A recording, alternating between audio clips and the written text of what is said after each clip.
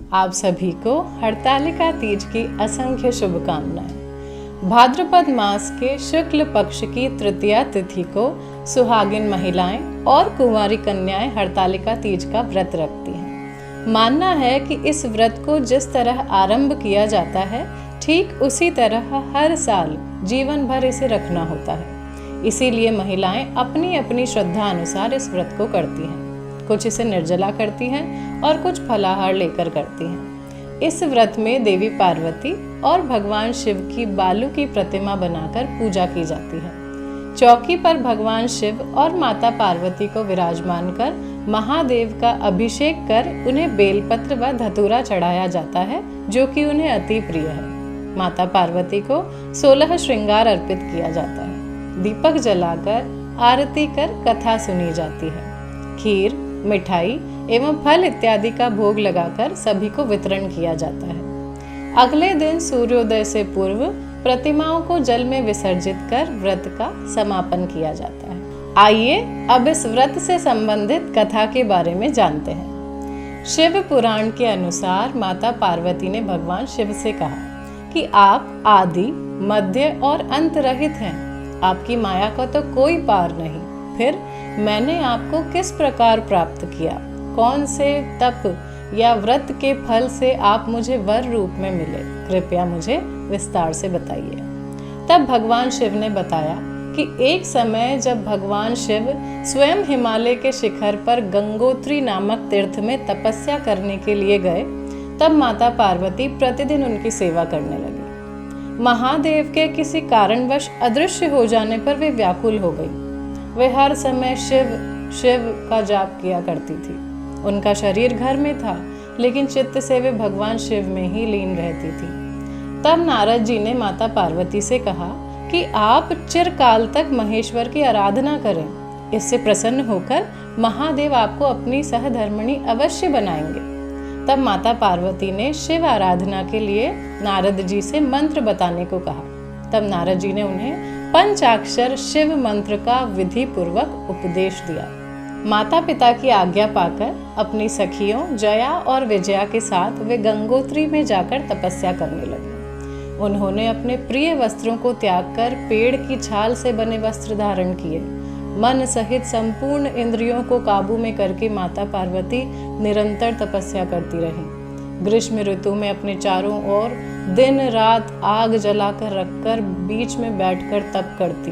वर्षा ऋतु में चट्टान पर आसन लगाकर जल धारा से भीगते हुए तप करती। शीतल काल में शीतल जल के भीतर खड़ी रहती तथा रात भर बर्फ की चट्टानों पर बैठे हुए निराहार रहकर तप करती। इस तरह कई वर्ष उन्होंने पत्ते चबाकर तप किया। एक समय ऐसा भी आया जब उन्होंने पत्तों का भी त्याग कर दिया और पूर्णतः निराहार रही।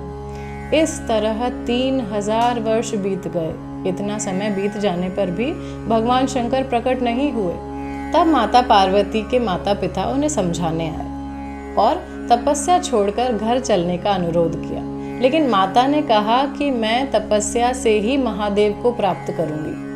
माता पार्वती के तप के कारण संपूर्ण जगत संतप्त हो उठा। तभी ब्रह्मा, विष्णु व सभी देवता भगवान शिव के पास माता पार्वती से विवाह के अनुरोध के लिए गए। सभी देवताओं ने कहा कि हम तारकासुर से बहुत दुखी हैं और उसका अंत केवल आपके पुत्र के द्वारा ही संभव है। विवाह में कोई रुचि न होने पर भी अपने भक्तों पर आए कष्ट को हरने के लिए भगवान शिव ने कहा कि वे माता पार्वती से विवाह करेंगे। माता पार्वती की तपस्या से शिव समाधि से विचलित हो गए और सप्त ऋषियों को बुलाकर कहा कि तुम सब पार्वती की दृढ़ता की परीक्षा लो। अब सप्त ऋषि देवर्षि नारद की निंदा करते हुए माता पार्वती से बोले कि वे तो छल कपट की बातें करते हैं, उनकी बातों से हानि ही होती है। जिनके लिए आप तपस्या कर रही हैं, उनका न तो कहीं घर है न द्वार, वे तो भूत प्रेतों के साथ रहते हैं। ऐसे वर को पाकर क्या कोई सुख मिलेगा? विष्णु आपके योग्य वर हैं, आप शिव के साथ विवाह का हठ छोड़ दें। तब देवी पार्वती ने कहा कि आपके वचनों से मेरा हठ छूटने वाला नहीं है। मैं गुरु कृपा से शिव को यथार्थ रूप से जानती हूँ। यदि शिव मेरे साथ विवाह नहीं करेंगे तो मैं कुमारी ही रह जाऊंगी, लेकिन दूसरे किसी के साथ विवाह नहीं करूंगी। यदि सूर्य पश्चिम से उगने लगे, मेरू पर्वत विचलित हो जाए, अग्नि शीतलता को अपना ले, तब भी मेरा हट नहीं छूट सकता। यह सब सुनकर सप्तऋषि वापस लौट गए। अब प्रभु ने देवी के तप की परीक्षा लेने का विचार किया।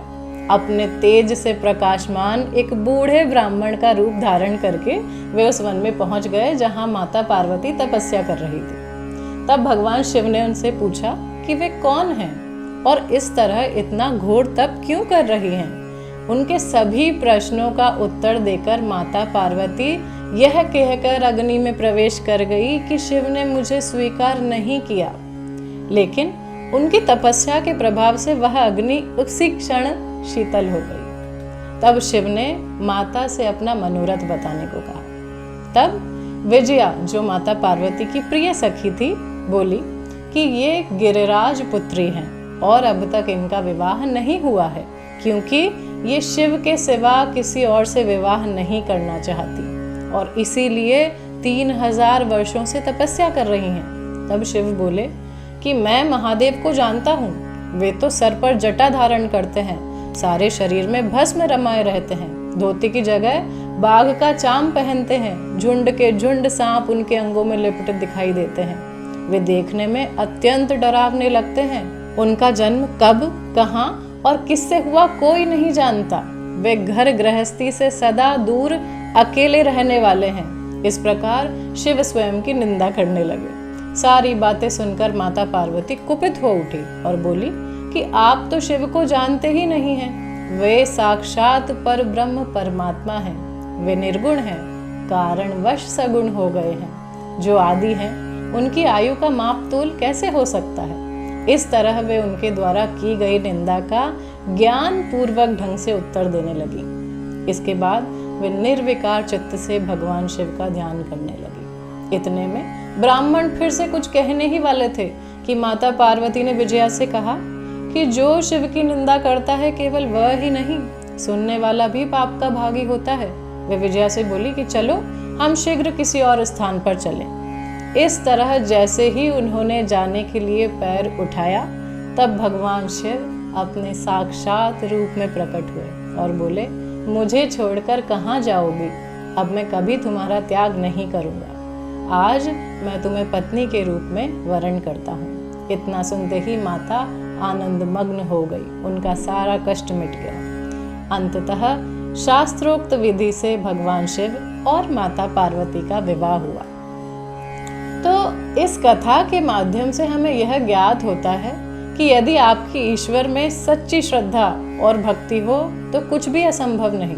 और फिर भगवान शिव तो भोलेनाथ हैं, जो एक बेलपत्र से ही प्रसन्न हो जाते हैं। तो आज के इस पवित्र दिन पर मैं भगवान शिव और माता पार्वती से यही प्रार्थना करूंगी कि वह सभी का सुहाग बनाए रखें और जो कुंवारी कन्याएं हैं उन्हें मन चाहा वर दें। साथ ही साथ आप सभी की शिव शक्ति में श्रद्धा और भक्ति सदैव बनी रहे। ओम नमः शिवाय।